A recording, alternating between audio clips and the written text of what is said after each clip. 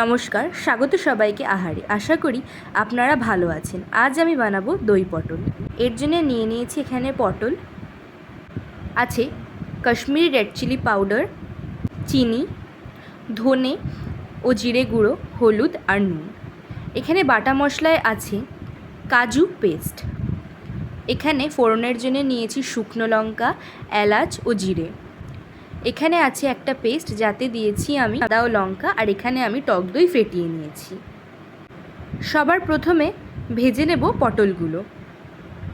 সর্ষের তেলে আমি পটলগুলোকে ভেজে নিচ্ছি।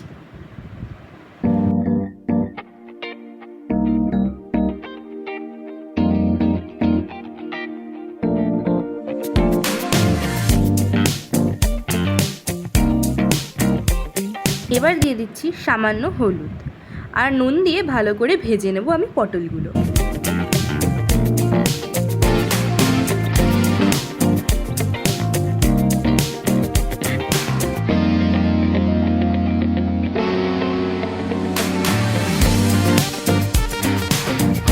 আমাদের পটলগুলো ভালো করে ভাজা হয়ে গেছে, এবার উঠিয়ে নিচ্ছি।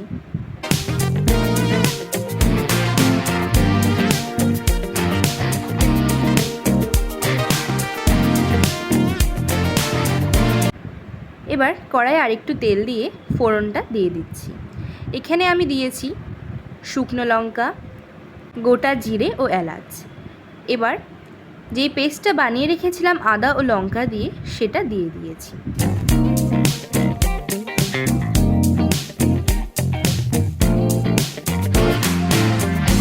মশলাটাকে সামান্য কষিয়ে আমি গুঁড়ো মশলাগুলো দিয়ে দেব। 1 চামচ জিরে ধনে গুঁড়ো, 1 চামচ হলুদ, আর দিচ্ছি 2 চামচ কাশ্মীরি রেড চিলি পাউডার। এখানে দিয়ে দিচ্ছি পরিমাণ মতো চিনি ও নুন। এবার সামান্য জল দিয়ে মশলাটাকে ভালো করে কষিয়ে নেব। মশলাটা থেকে যখন তেল বেরোতে লাগবে তখন দিয়ে দেব বেটে রাখা কাজু।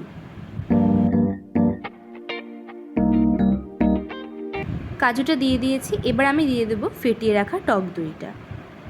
ভালো করে কিছু সময়ের জন্য কষিয়ে নেব। এরপর দিয়ে দিচ্ছি ভেজে রাখা পটলগুলো। পটলগুলো দেওয়ার পর আলতো হাতে মিশিয়ে নেব।